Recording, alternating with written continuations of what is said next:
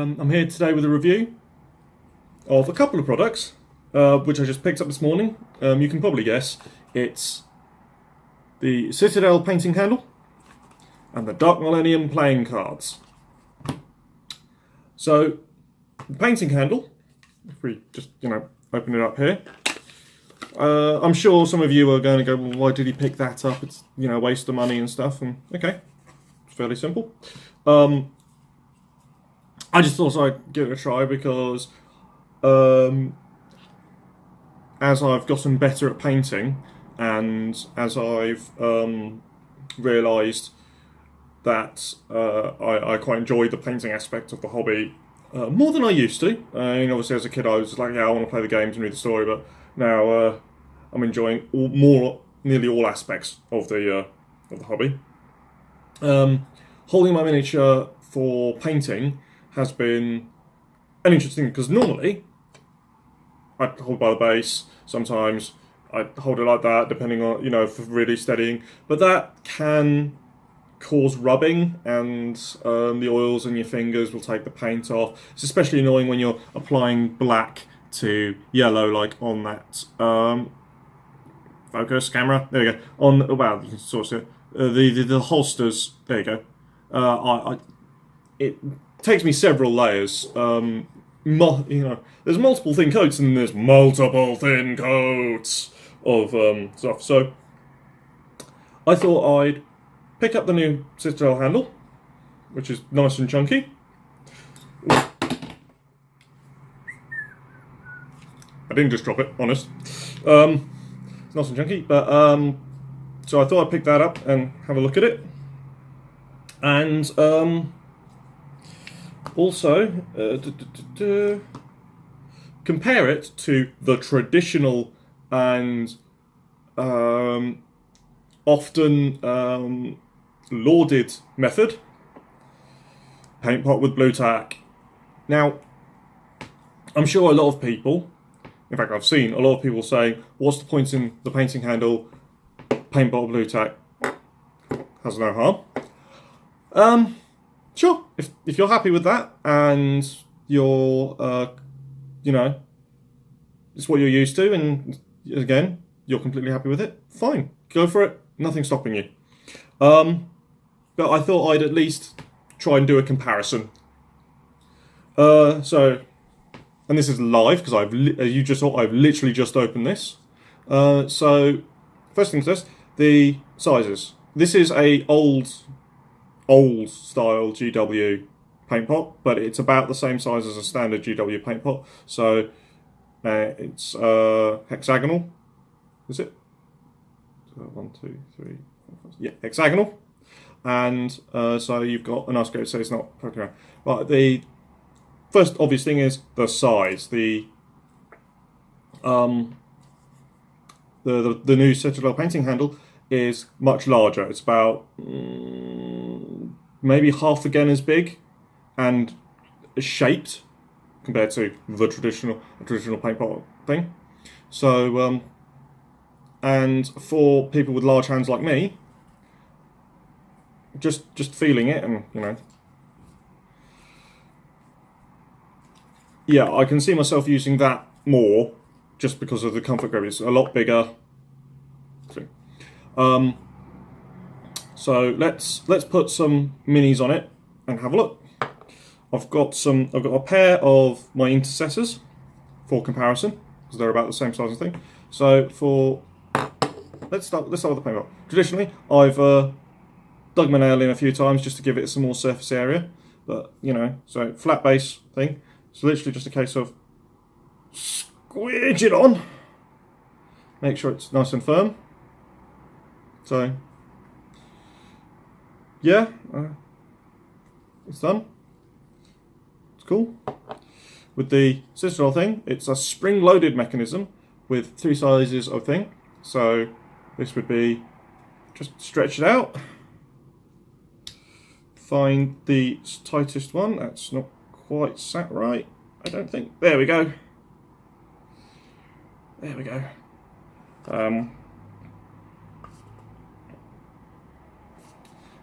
have a double check of the thing. Yeah, they're supposed to go. The 32s are supposed to go in the bottom because there are two. I don't know whether you can see it. There are two layers. The bottom layer is for the smaller base sizes, like up to 32, and then you can go up to 40mm on the large one. Disadvantage: 40mm base size is the maximum for this thing, but if you're painting something on like a 50mm base or something, you're not really going to be using. Well, what you do is what you do, but I'm not really going to be using a painting handle for something 50mm or larger. It's usually just too big to do that. Generally, those sorts of figures you might paint in multiple parts, or it's going to be something like the plague drone. A plague drone is 50mm at least, so from the Dark Imperium box set. So I'd actually probably hold the base on that, or as I said, paint it in multiple parts. So yeah, both securely held. I mean, not going anywhere. That's dealing with the flexibility of thing. So let's do wobble tests. So if I get my elbows off the table so I don't wobble the camera, even though I've just kicked the camera. Yay. So wobble tests. Let's give it some vigorous shaking. Okay, neither move. Let's do this upside down.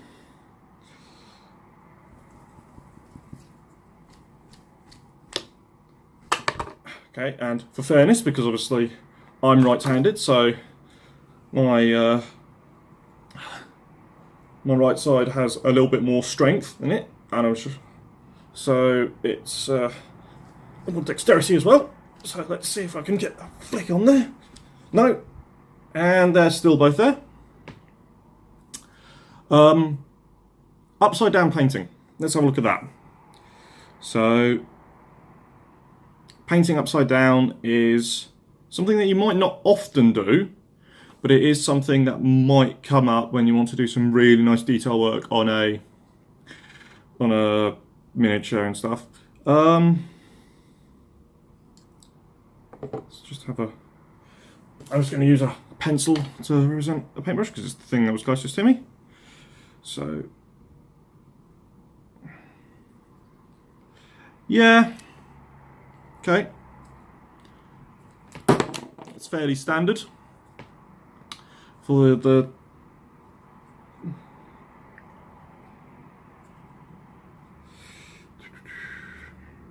okay. Honest opinion, as I said, that the painting handle feels more comfortable. It's got a larger base. If I just tilt the camera down, so you can see, yay, glare reflection, there we go. So it's got a larger base, so I think it's going to be a little bit more stable. Well, of course you could fill the paint pot, the empty paint pot, with various, like weight, like some curtain weights and some glue to solid down. So I think this comes down to,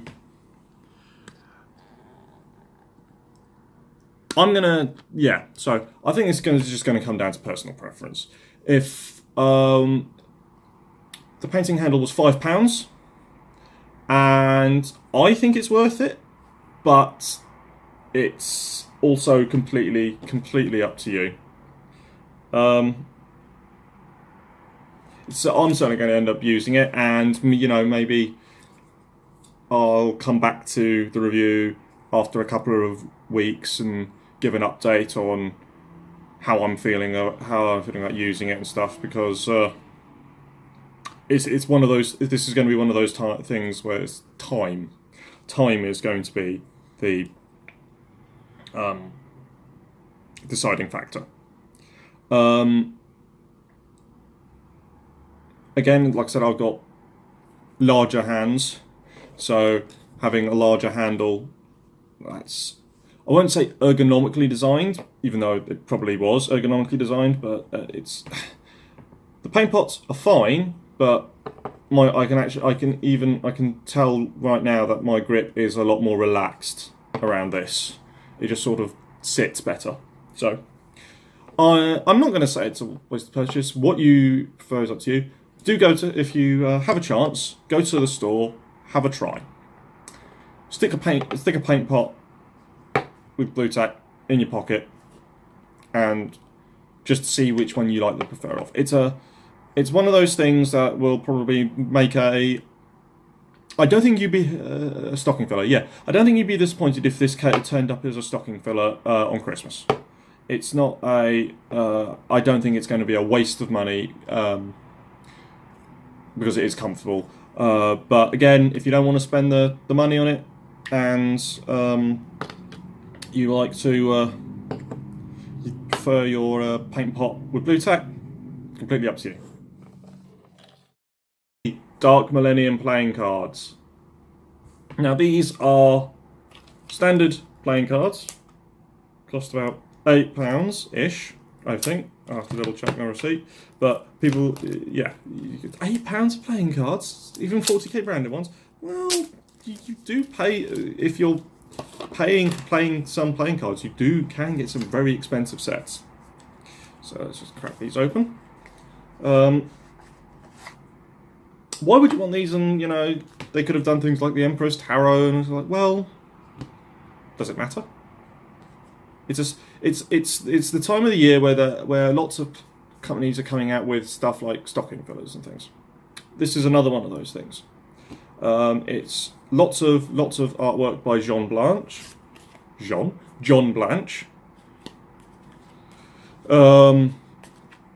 and it has 4 suits as a standard cards, but they're not the standard hearts, clubs, diamonds, and spades. It's Imperium, Chaos, Mechanicus, and Xenos, which is going to make things a little bit awkward if you're wanting to play a standard game. Say you want to play trumps or something, or bridge, and you're bidding. Or poker, and poker, it doesn't matter, but any game that you're playing with them that requires that has a suit order of what is more valuable. So like how sometimes spades, a suit from spades is the most valuable suit. But I think if you're going to be playing with these cards, you should sit down and go, you know what, this is the suit order. This is the most valuable to least valuable. Let's have a look at some of the art. So we've got, it's from the Mechanicus. Low cards are like servo skulls and servitors of various kinds. And then as you get higher up, you slowly start going into tech priests and stuff like that. And I suspect that the face cards are going to be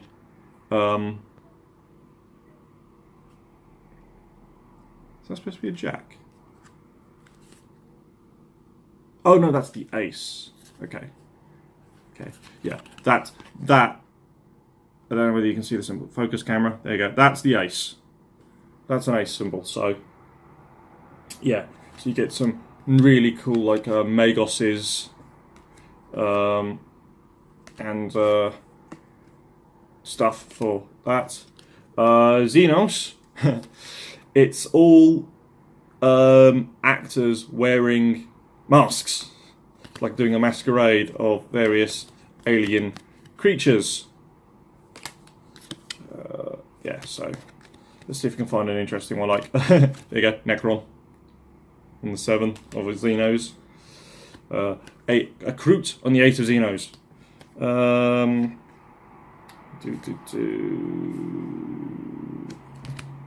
The Queen of Xenos seems to be a Harlequin.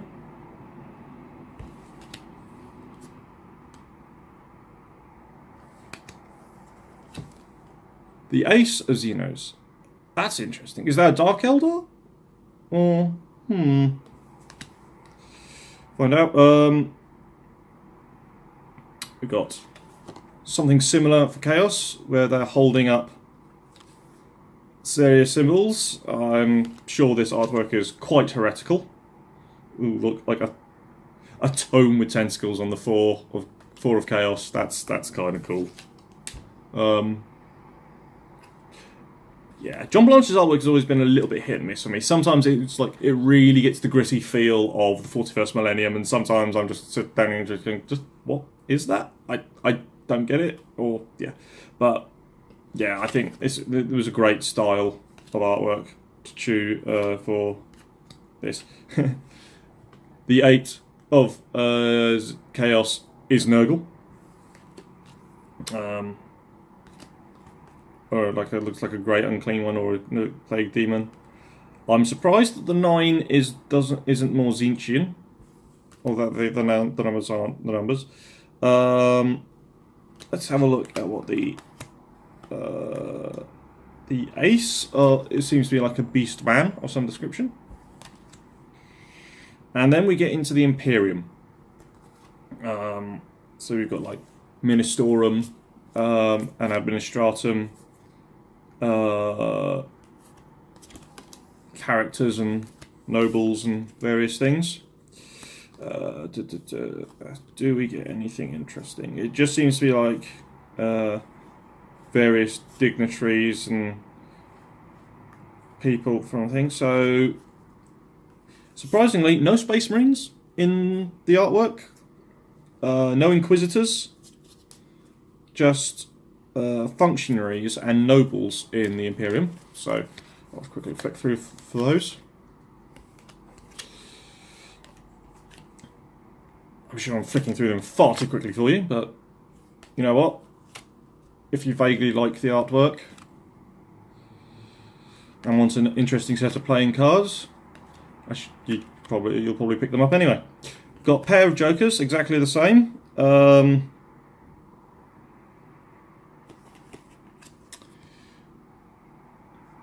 A Fool in a traditional sense. That's kind of cool. What are we going to use them for? Well, if we ever need a set of playing cards for anything, you know, play solitaire or something. I'm probably going to say like the Imperium is Spades, because Spades seems to be the most commonly chosen to be the high suit. But anyway, I might. There's you might be able to use them as a prop for playing some 40k of some of the 40k role-playing games, because some of the characters start with the Emperor's Tarot, just like a deck of cards.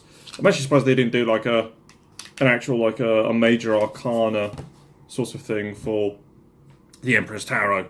But then again, I've seen some reports that the Emperor's Tarot in settings like 132 cards minimum or more. But anyway,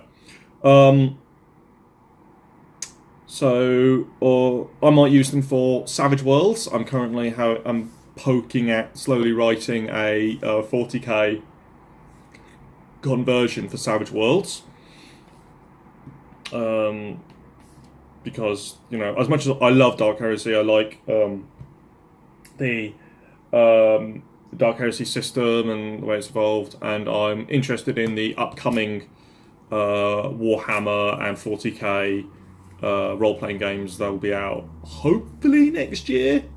Savage Worlds is generally my go-to game. It's one of the games that's really cheap to get into, but it's also really flexible because it's a generic system. It's usually the first one that I usually think of and go, I want to do this sort of game. How can I do it in Savage Worlds? Or how can I do it? Will D&D 5th Ed do it? Well, it's not really a fantasy game. Can I do it in Fantasy Age, which is a slightly more generic fantasy game, but it's like, which also is the engine for Will Wheaton's Titan's Grave, Ashes of Volcana web series, which you should check out if you haven't already seen it. So it can do sci-fi, but you know, it's not quite there yet. Savage Worlds are so flexible and quite quick to play that I usually just go, well, I could do it this way, I could do it that way with a bit of modelling, or I could just, you know, use Savage Worlds and say you can't take these things, or everyone must take a thing, or yeah, it's just one of those games that I can quickly adjust to what I need. I've run a successful Fallout game in it. and which we'll hopefully be returning to at some point in the future. Anyway, those were my purchases for today, and I hope this review has been useful to you. If you like the video, please leave a comment, give us a thumbs up. If you want to hear more from us, hit subscribe and the little notification bell to be alerted when any of our videos goes up.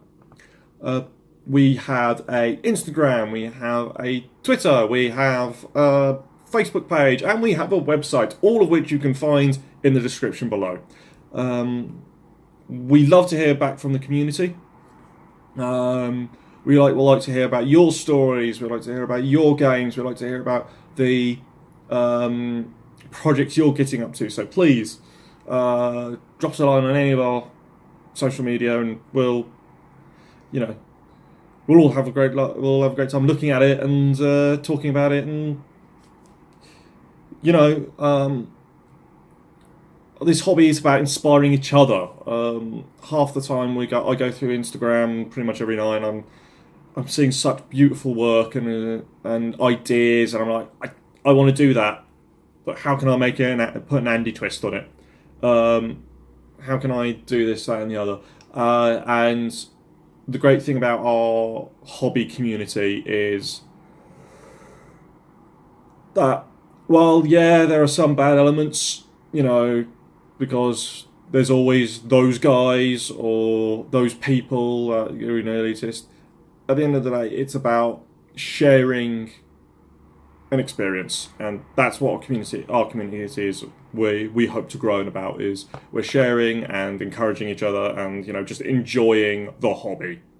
So, thank you for watching. We hope to see you next time. See ya.